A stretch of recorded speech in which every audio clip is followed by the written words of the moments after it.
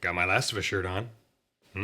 Today I'm going to share with you one of the super secret, little known, tried and true methods of measuring the visual quality of miniatures or models destined for the big screen. Circa 1995 and earlier. You know, prior to HD, 4K, 8K, digital cameras and projection, etc. So, might be a little outdated.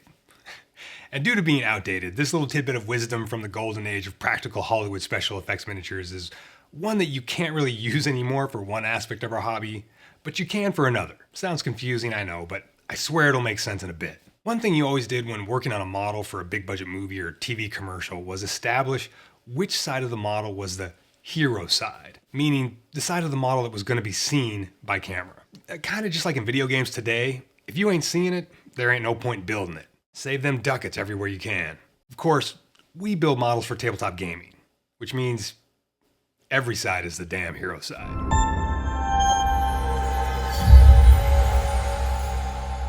Greetings, good humans, and welcome to Tabletop Alchemy, where once in a while your host delivers some actual, if entirely outdated, insider information. At least anecdotes. And we tip our hats to our patrons for doing that patron thing. As always, much appreciated. Alright, today we're going to paint up our first MDF kit. Meaning, I'm going to paint up my first MDF kit. Well, I guess if I'm honest, it's really half of a kit, since there are two houses included in this one set from TT Combat. But I'm really going to paint it all the way up to finished. Not my typical, I'm doing some experiments so I don't have to actually finish a model sort of thing. Not pachow. And we'll dutifully note the thought processes and mistakes as per usual. And there are definitely mistakes coming up. But they'll also illustrate one of the cool things about this hobby. Mishaps or errors are actually all very low stakes because of the intended use case for these miniatures. In other words, there's not much you can do wrong that would preclude you from actually using a miniature or piece of terrain on the table, no matter what its final look looks like. I mean, you can play games with completely unpainted terrain and minis. Gasp. Dare to be different. Anyway, to kick off my first foray into the Pile of Opportunity Terrain Edition, I selected one of the smallest kits I have. And as I've mentioned before, all my MDF kits are already built and usable. So this is not a how to build an MDF kit or MDF kit review type of video. It's just about painting up one of these little guys. So I've got two copies of this Briar Rose Cottage set, and we're going to work on the smaller house from one of them today.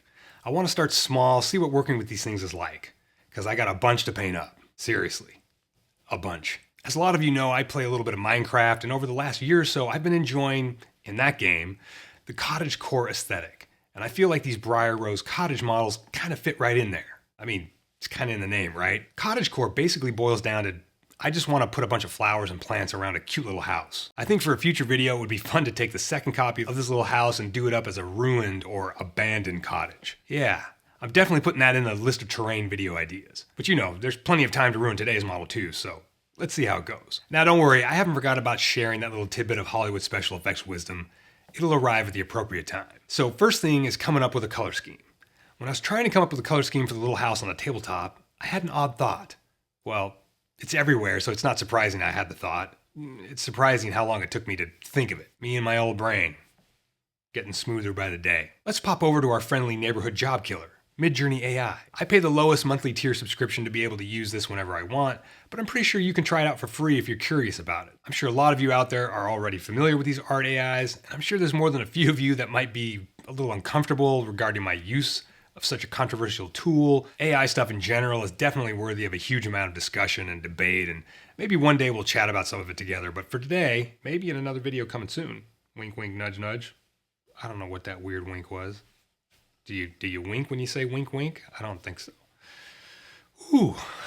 Anyway, we're just going to use it for fun today. Typically, I use Midjourney to create B-roll images for my edits in these videos, but I thought it might be interesting to see what it generated as far as color schemes for today's project. First, I uploaded this phone pic of the actual miniature as a reference for Midjourney, and then punched in forest cottage with blue roof as the first prompt. Because for whatever reason, I was pretty sure I wanted to paint the roof of the model blue. There's just something very Cottagecore about blue roofs, for me. Also Greek, but in this case, a blue roof would hopefully add a little bit of cute fantasy flair to the piece. So here's the first result. It's not bad. Using a reference image is a pretty neat trick with Midjourney. Right away, it's kind of giving me a pretty decent color scheme. I went ahead and tried a few different prompts. Here's what I got with little tweaks to the prompt. I removed blue roof just to see what it would create, and I actually really like this overgrown look. That's also a very Cottagecore sort of thing, but that's also a lot of basic materials. So maybe one day when the budget for this channel gets, up here somewhere, we can start spamming expensive miniature plants. So then I had a stroke of genius and added tabletop terrain to the prompt, just to see what it would do. Check out how it puts the houses on bases. I tried adding stone cottage to the prompt, and this time Midjourney actually put the houses on tables even. Again, I found this pretty interesting. So after checking all these out, I decided to go with a blonde stone color a blonde stoned color? Oh boy. So after checking all these out, I decided to go with a blonde stone color for the bricks and a reddish brown for the wool accents. Wool accents.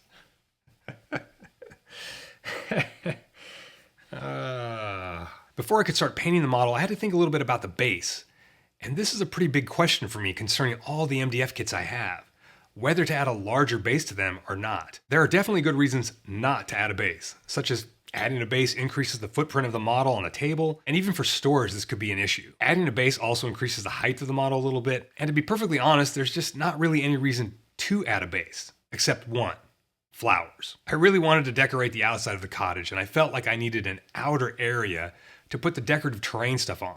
The tufts and stuff. Now, most of the MDF kits I own don't have actual bases incorporated into them like this particular house does. I'm pretty sure this one has a base plate because of this little exterior workshop area. So next I was concerned with how just sticking this onto another larger base plate was going to introduce this lip all the way around the house I'd have to deal with. As luck would have it, this model's base is almost exactly 3 millimeters tall and matches really well with 3mm Sintra. Sometimes luck does happen in our favor. We just don't pay attention to it as much as when it doesn't happen in our favor. But then another thing I got stuck wrestling with was how to actually attach what essentially would be an outer rim to the model's base.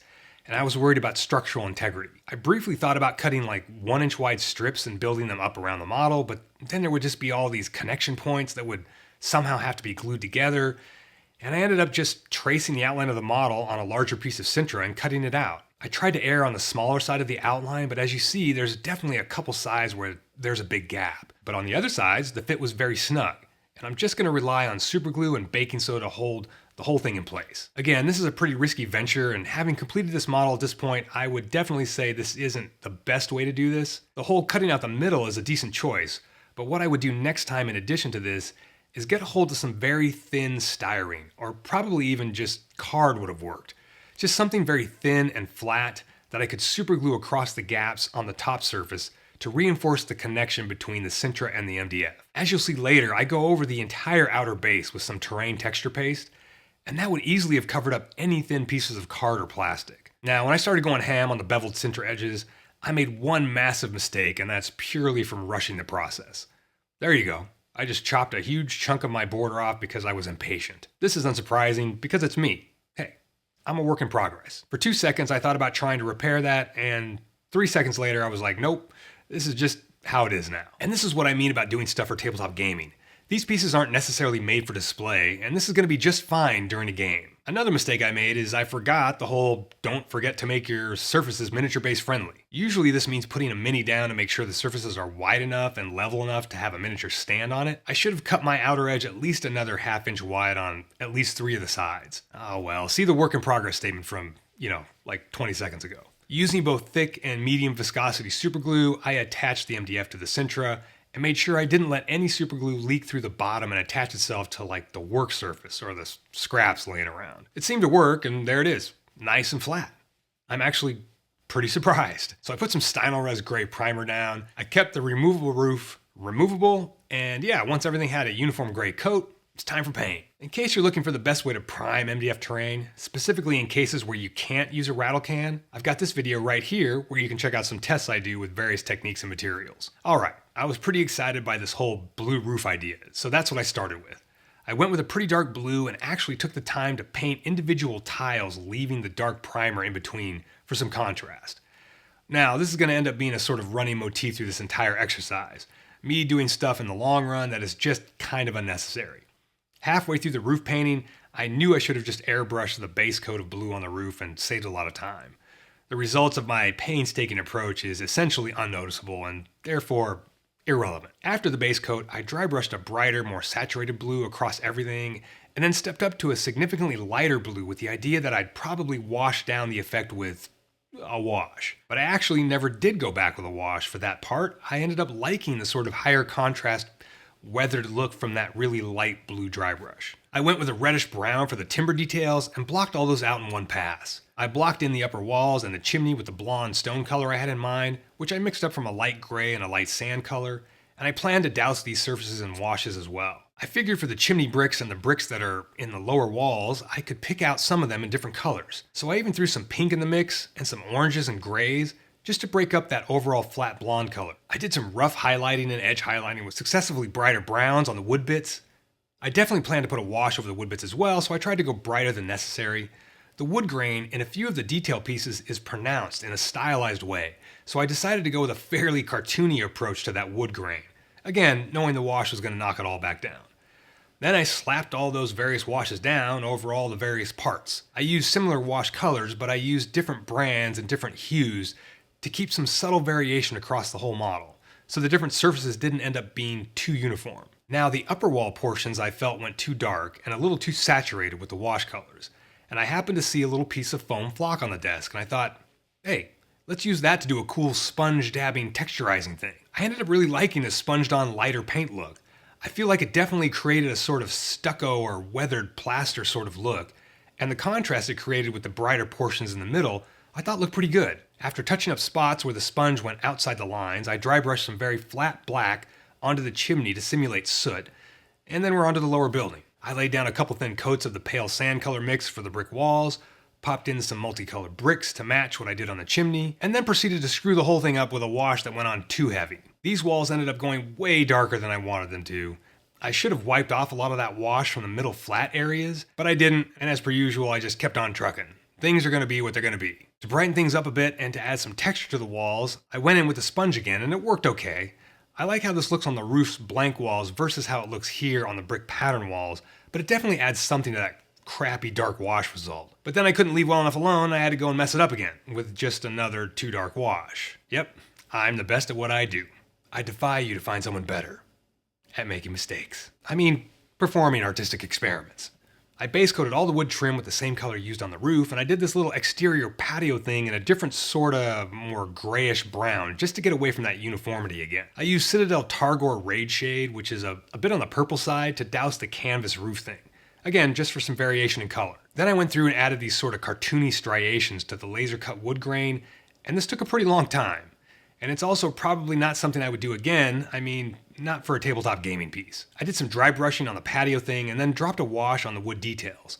After that wash dried, I felt like the wood was just really flat still, so I said screw it and did some dry brushing on the timbers too. And I think it actually worked.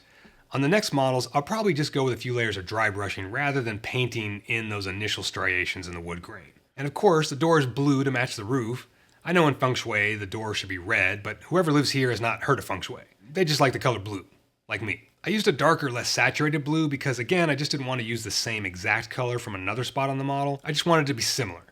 I literally drew in some wood grain on the door with a light blue and then washed it all down with Citadel Nightshade.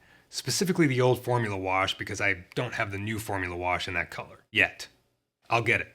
Don't you worry. Then I used cheapy craft paint to base the base in brownish green. I kind of always do this even if I'm going to put other stuff on top of it.